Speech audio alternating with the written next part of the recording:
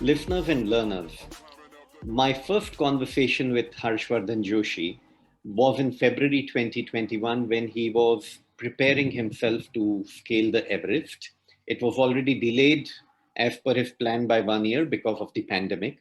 And he was on his way to prepare himself more financially and physically and build up his resources to take on the summit. And that is the time when he invited me to join him till the Everest Base Camp. And that invite prompted me to join him on the Everest Base Camp journey. And we were together till that point in time. And my second conversation happened with him on 14th April 2021 at the Everest Base Camp. And that conversation was about his conviction, his visualization of getting to the Everest, the contribution of the Sherpa and the Tamang communities in helping the mountaineers. After that, I returned back. But of course, Harshvardhan Joshi carried on his journey of scaling the Everest. And he was at the summit, the highest point on the earth, what is also known as Sagar Matha, on 23rd May 2021 at 6:20 a.m. And today, I have the privilege to present this third conversation with Harshvardhan Joshi to you and learn from him about his experiences and lessons. Harsh, a very warm welcome to Small Big Wins once again. Thank you so much. Thank you for having me. And for those who don't know me, I would like to give a small introduction that I'm just another IT engineer from Vasai near Mumbai, and I'm a mountaineer and an endurance athlete by passion, and also into sustainability awareness out of passion again to give back something to the community. Apart from this, I'm preparing towards my MBA in marketing. So I would like to show you guys a picture which means a lot to me.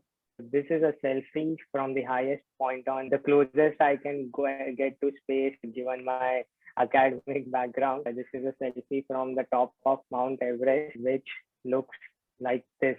This is the highest mountain on earth. You may call it Mount Everest. And I would like to talk about my experiences while reaching out there 29,031 feet from 0 feet above the sea level, Vasai near Mumbai, and what I learned during my first quarter of century around the globe. Looking forward to this conversation. Thank you so much, Harsh, for sharing. I want to start by asking you during my conversation with you at the EBC, you spoke about how you have prepared and visualized climbing the Everest. And now, when you did it actually, were there times when you could see situations you weren't prepared for?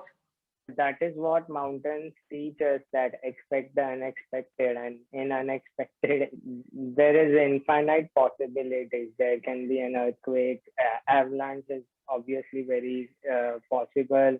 There was COVID this year, there were two cyclones, and there were some deaths, there were a lot of unforeseen situations. So obviously you cannot predict those events, and if you don't know that something like this can happen, you cannot even prepare for it.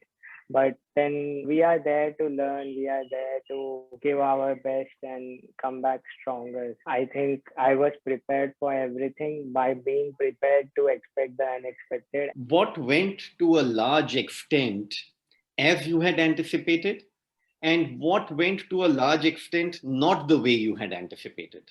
Everest would be difficult, would be long, would be dehydrating, and no matter how much hard work we do out here in training, it was still gonna be a push out of our comfort zone. So this was something which I had anticipated, and what I had not anticipated is are the cyclones, the effects of climate change, the route gonna be drastically different from previous few years in terms of difficulty, in terms of length, in terms of volume, and not getting a summit weather window, and plus above that getting COVID, like COVID reaching Everest Base Camp, and then I getting it despite being the most cautious guy and we all maintaining so much social distancing. So that was very unexpected.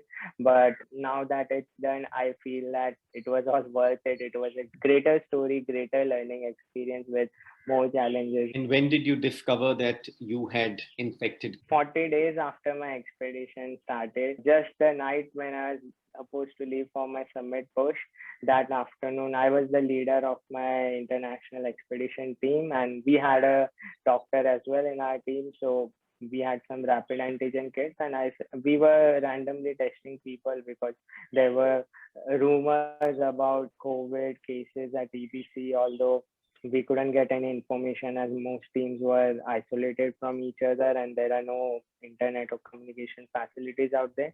But we were randomly testing. There was a COVID case in my team as well, few days earlier, who had to be evacuated and hospitalized. So that day, that afternoon, I just said that let's get tested. And unfortunately, I myself tested positive. Afternoon after lunch, we were supposed to leave for the summit push the same night, and it takes 4 days to reach the summit. And we all thought that we should take this precaution because if we don't diagnose it and someone is positive, things can go south very fast. And then half an hour later, while I was clicking pictures and being excited about the night, I saw a line on my test kit on the T, and I looked at everyone. They already knew, but no one could break it to me because they knew what it meant to me, and even they were like, "Sorry, Harsh." And we tested again, and still it was positive. And it can be a false negative, but it can never be a false positive. So it was obvious that I cannot go up because the conditions are precisely what you don't want for COVID. Your body is under stress. There is lack of oxygen. There are no communications, no infrastructure, no medical facilities, and even choppers cannot fly above a certain altitude. So it was obvious I cannot go up. So I just isolated myself and started consulting doctors. So you did go up eventually. I had these doctors in my team. So the surgeon went up. His wife had come just for moral support with the rapid antigen kit. She was at the base camp monitoring me. There is a small emergency clinic in a tent at Everest Base Camp. I informed those doctors as well. They said that he fly to Kathmandu. These doctors said that hey, maybe you can wait and watch. And I was anyways taking the supplements, vitamins and all which we usually take for COVID.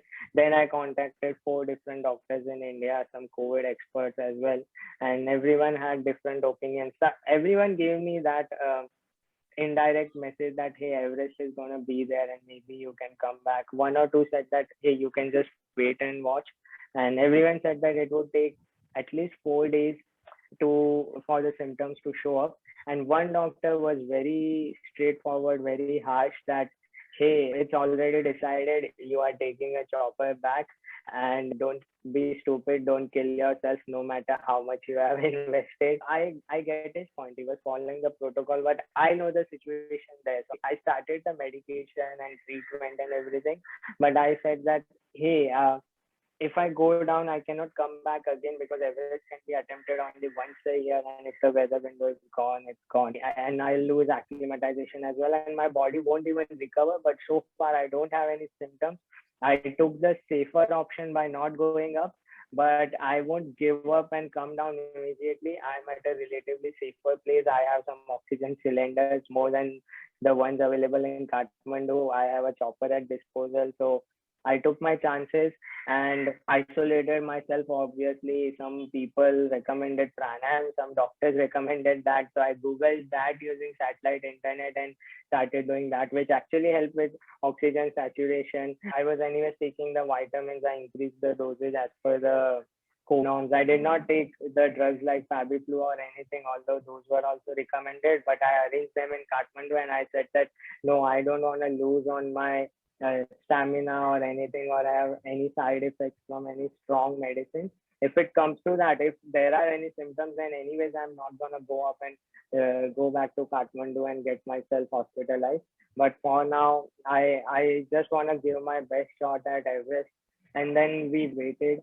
And 2 3 days later, I had some mild symptoms like I had diarrhea, and we would try to make out is it due to the supplements, due to the zinc, due to the protein because your body cannot adjust, or is it the new mutant symptom like COVID 2.0, or is it due to anything like the food out there, hygiene or anything? But then in the same way, 10 days passed and I had no symptoms.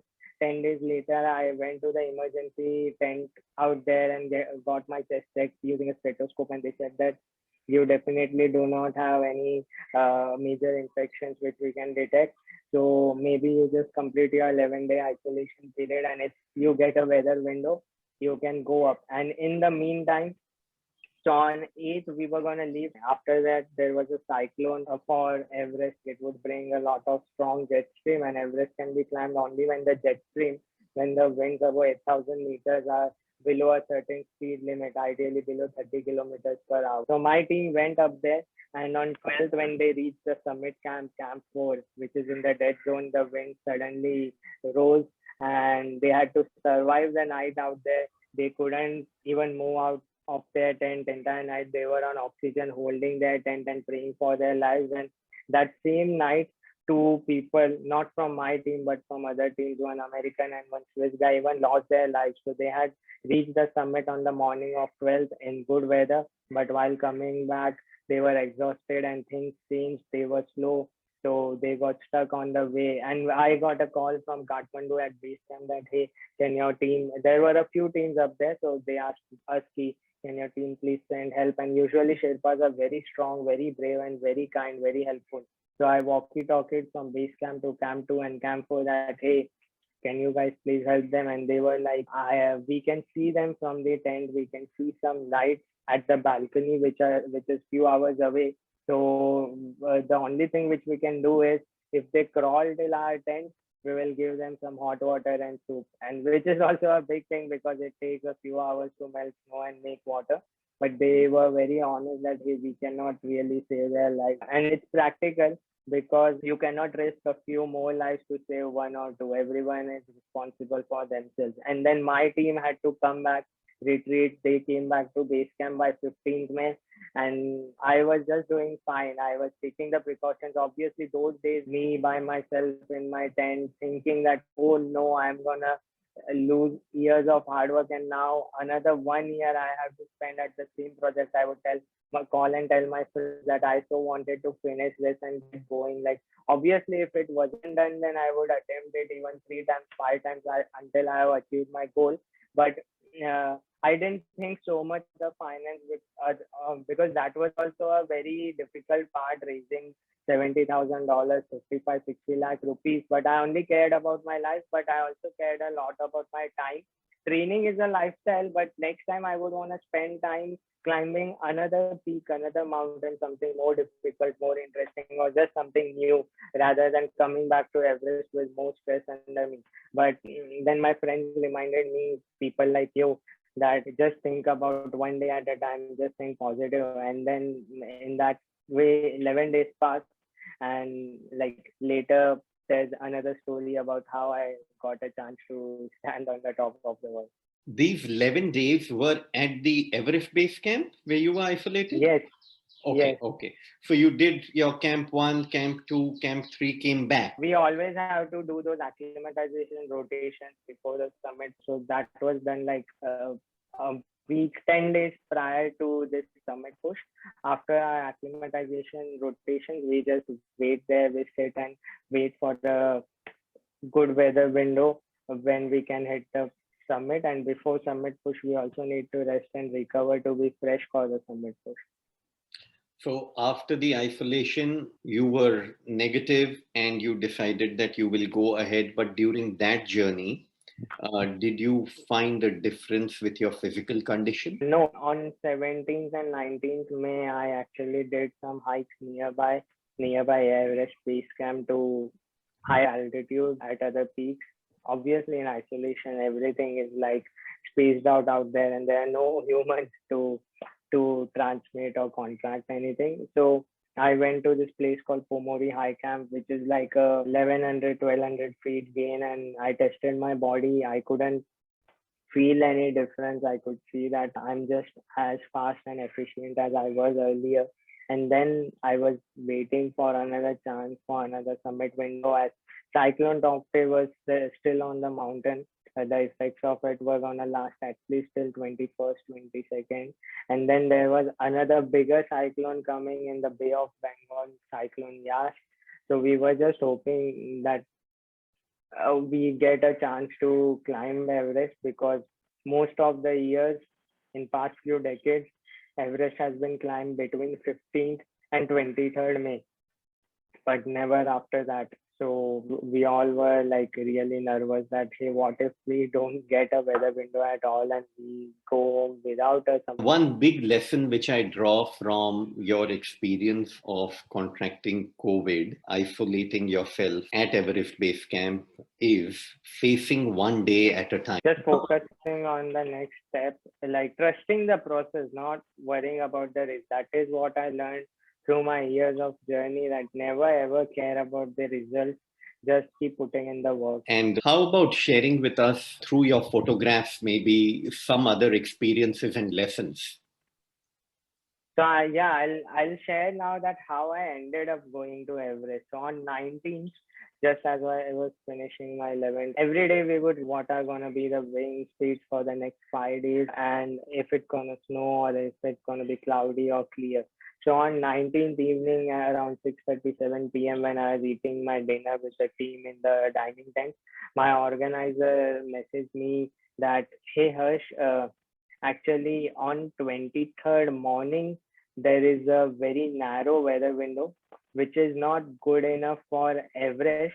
But let's say the second peak, which I was attempting, the fourth highest mountain on earth, is in a direction such that it's a huge wall in which we climb in the center in a gully, and that huge mountain can sort of protect us from the wind or not gonna affect as much. Although it's more difficult than Everest, more riskier, but it's slightly shorter in a direction such that I can still give it a try. My goal, my plan was to do an Everest Lhotse traverse, like the first highest mountain to directly the fourth highest mountain, and be the first Indian to do so. But then he said that now you can do this, and after 26, after Cyclone Yas passes, hopefully there seems to be 2 3 days of good window, very good window, when you will be able to attempt the Everest summit with the rest of the team. So I was like, fair enough. But he said that you will have to reach there in 3 days, instead of the normal 4 days of summit push, because the window is on 22nd night, 23rd morning. So I was like, fair enough. So after 7 p.m. at 11 p.m. I had my breakfast, and at 12 a.m. I started my journey to the top of the world, like 12 a.m. on 20 May. So here is a map from base camp to the summit of Everest, and ideally it takes us 4 days to reach from base camp to the preparation between the two. There's a difference of 65 70,000 dollars between the two, and you take like 10 days to reach base camp, whereas you take another 45 days to do this 4 day journey to the top of the world due to the acclimatization process and everything. So first of all, we start by crossing this Khumbu ice fall, going to Camp 1, then Camp 2, then Camp 3, and then Camp 4, which is also called as a death zone. And followed by that, the same night we go to the summit. So I'll just try to from base camp. I was excited, I was nervous, I was happy. And next day we went to Camp 1, crossing the treacherous Khumbu ice fall. This is the Khumbu ice fall, which is flowing river of ice. It's a glacier, but it's a fast moving glacier. The most dangerous part of Everest. A lot of people die here every few years, and like it's really really scary, because if you fall from here, you are gone. They might not even find your body, and as it's continuously moving with the rising temperatures, anything can collapse around you anytime, or these ladders can break themselves. And then I reached Camp 2 that day, and next day I directly went from base camp to Camp 2. Next morning we reached Camp 2, and this was on 20. Then on 21st we went from Camp 2 to Camp 3, which is on a slope like this, like a 50-degree slope, very windy, exposed area. There are continuously rocks falling from above. This is on the Lhotse face. So Lhotse is a way steeper mountain. and that is the summit of Everest, if you can see. So next day we reach Camp 3. We are already on supplemental oxygen because we are above 7,000 meters. And then this was on 21st, reaching Camp 3, and on 22nd we went from Camp 3 to Camp 4. So Camp 4 is somewhere around here. From Camp 3 to Camp 4, you cross the Geneva Spur and Yellow Band, a steep climb to reach this call between Everest and Lhotse, which is the entry point of dead zone. So about 26,000 feet is known as dead zone because no human body can really adapt to that altitude, acclimatize to it. And even if you are on supplemental oxygen, your organs are slowly shutting down, your body is dying. So you are on borrowed time and you have to quickly reach the summit and get down, get lower to safety. Otherwise, what can happen? Anything can go wrong. So then from I was like, we reached camp for around 2:30 p.m. and that night was the summit push. I was all ready. It takes 3 hours to even get ready. And usually Everest climbers leave between 6 p.m. to 8 p.m. for the summit push to reach the next morning around sunrise. But since I'm slightly faster climber, I was gonna start a little late at 7:30. Plus, it was very windy, so it was windy throughout these days. But we thought that it's okay on 22nd when we are on the summit push, it's gonna get better. But even when I was here, uh, first when I reached there, our tent was torn apart. Pieces of it were blown away, and then for 1 hour we were without it. Then my Sherpa, we it was just me and my Sherpa. My team couldn't come up since they had just returned from the summit push and they couldn't recover for another push. But my Sherpa went to other teams and borrowed a tent, some of which were wrapping up or giving up and going down. And then we pitched a tent, and it felt like we were inside a blender. The winds were like 100 kilometers per hour or plus, and we waited. We anticipated to leave for the summit around 7:30, but the wind never went down. And I was asking my Sherpa, hey, should we even go for the summit push? But he said that, see, if other teams take the risk, then we'll just follow them. And then we, from 7 p.m., we started waiting for other teams to start their climb. And we were like, for another hour or two, nobody left their tent. And then eventually people started climbing. We were just counting headlamps out here. Hey, our team's leaving for the summit push. And then finally we started at 9:40 p.m. We thought that let more people go. We are fast, so we can make up for it. And at 9:40 p.m. I started for my summit push. And it was so windy. Me and my Sherpa were clipped into each other, and we would unclip from the trail, from the safety rope, and try to overtake everyone. And many a time the wind would be so strong that it would blow us and like make us fall in the snow. And then we would get up and continue walking. But it was very uncomfortable, very inconvenient. It felt like you are being stung by bees on the face because your nose and mouth is covered by an oxygen mask, but the rest of the part is exposed. So on the cheeks and everywhere, it felt very painful since the wind also brings hail with it. It brings snow from the surface of the mountain. But we kept going, and then eventually, after 3 a.m., the colors started changing. It was magical. So this was clicked around 4 a.m. Before this, I could see colors like violet, purple, blue, then red and everything. And not that I was hallucinating. It is that magical. So this is the Tibet side. I could see the north horizon. And on the left side, south side, where I climbed from, I could see a pyramid, a shadow of a perfect pyramid, which was the shadow of Everest. And it was overlooking the entire Himalayan range. So that was very beautiful. But again, to be honest, I couldn't really enjoy because it was so windy, so inconvenient. But we kept on going. I turned around and I saw that half of the climbers have anyways retreated, and I have overtaken the rest of them, most of them, to be honest.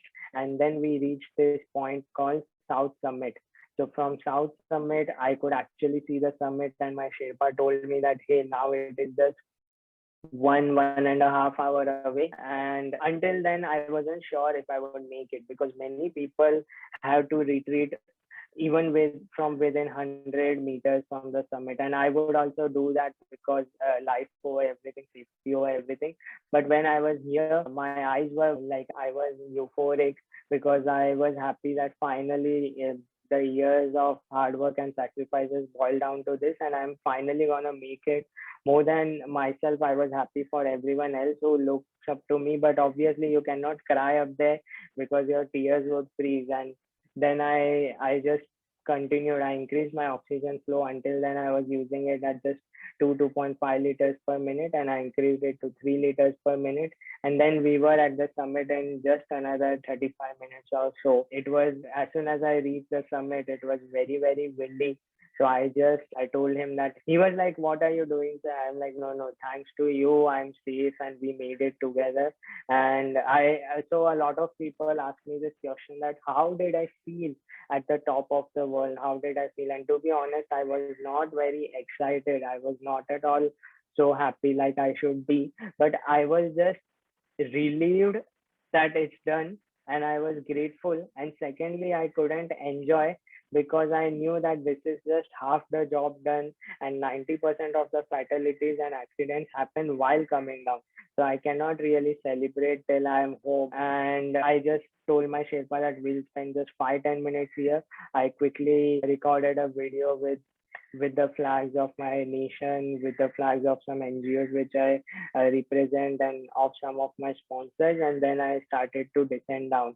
So this was my journey. And one personal lesson which I learned up there is to have the clarity of goal, that summit is just 10%, but coming home is 90%. And it's all about the journey, not about the destination. And second thing on reaching the summit was that the best thing about reaching a mountain top is you realize that there is ample space for more than one person to be up there, and you are in the prime position to help us. This is how we descended after the climb. And 15 days later, I was back home. I'm moved just by my experience at Everest Base Camp. That was so touching for me. I cannot even imagine what you have been through.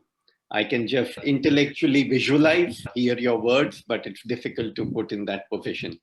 So, what has changed for you, Harsh, from inside? Meaning the way you live life or the way you view life? To be honest, the way I live is completely same. Nothing changes. Externally, I've been getting a lot of fame and attention, but all that is temporary, and I just don't get carried away with it. But internally, obviously, every mountain I climb, every trip I take makes me much more wiser, much more mature.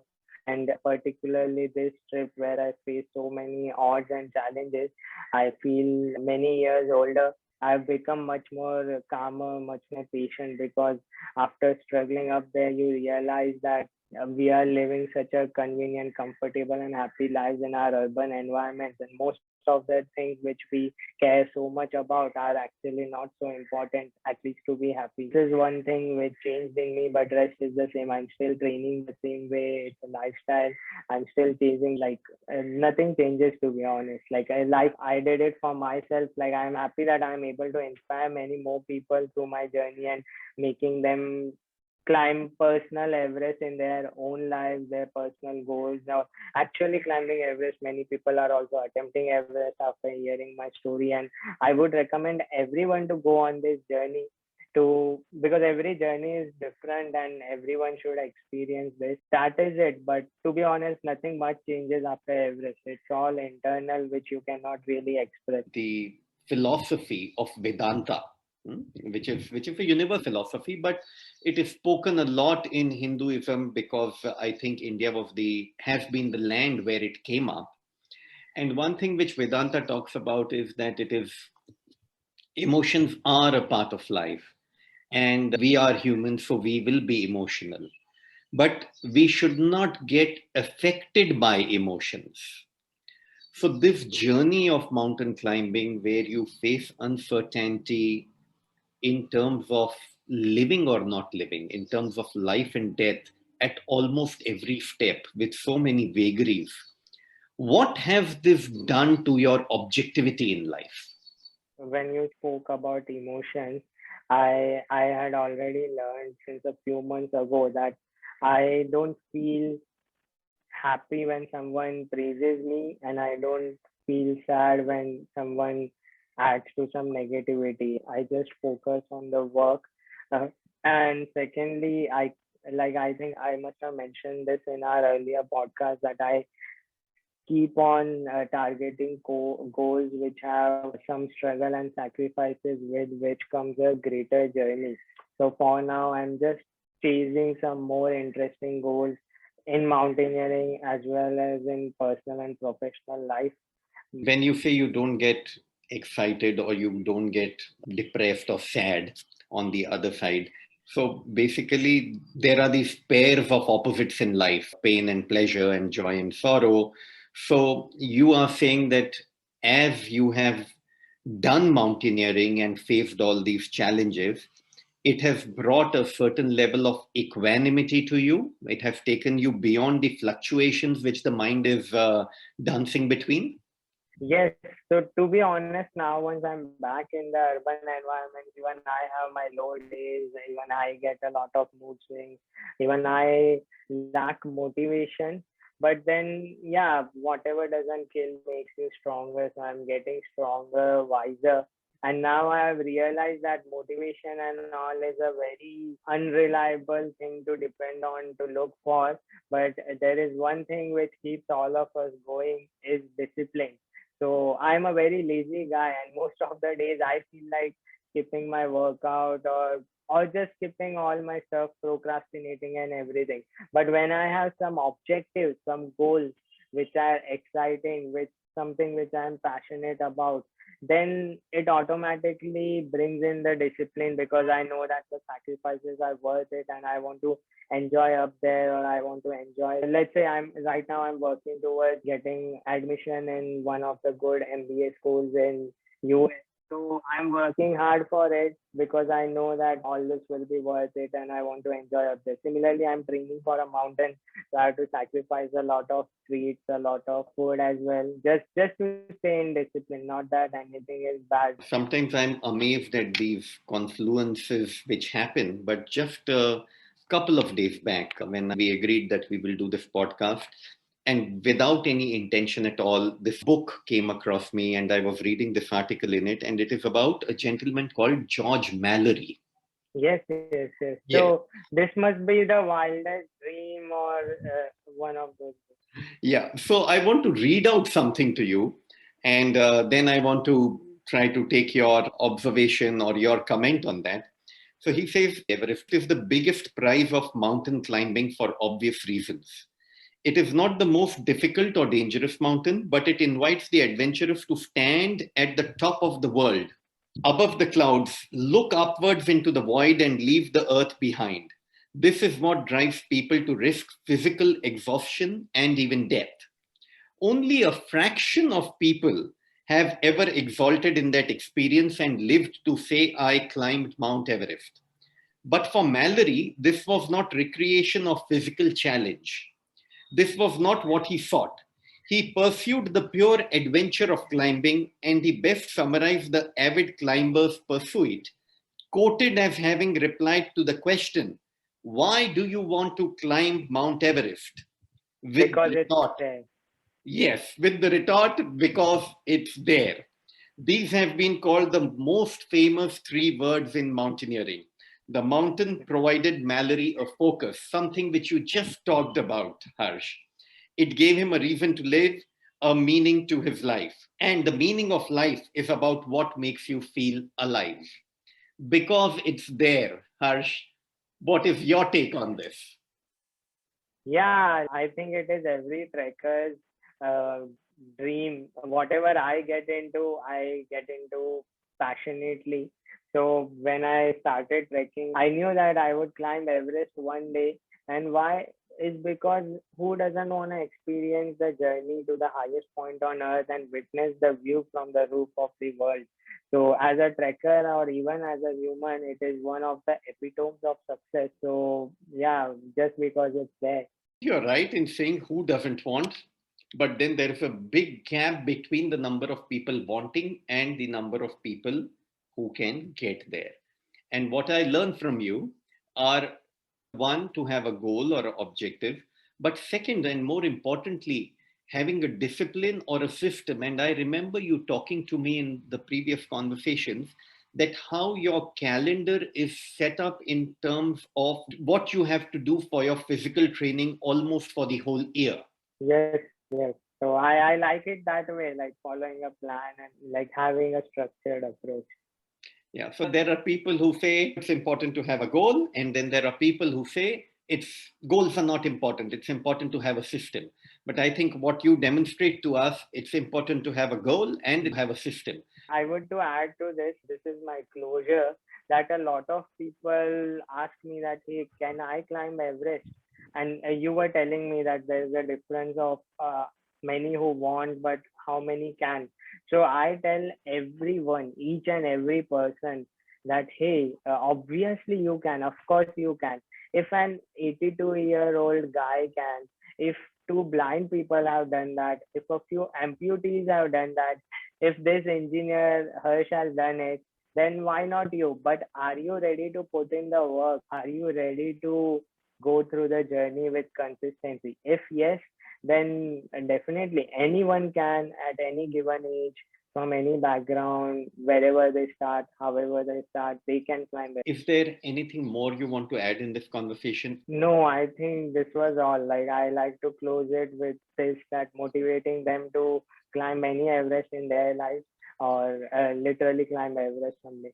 It's been a pleasure talking to you. Thank you for coming time and again on Small Big Wins. And I would just like to quote this from Confucius, and it is something which I want to share with you, and most importantly with myself, want to keep myself reminded of this. We have two lives, and the second begins when we realize we only have one. Like many a time, the beginnings are hidden in the end. This is something which I recently read somewhere. Yeah, a lot of people think that Everest was my ultimate goal. To be honest, it was just a stepping stone, and it's the beginning of much more fruitful and exciting stuff in the near future. Fantastic, Harsh. Thank you so much for obliging us with your time today. Thank you. Thank you.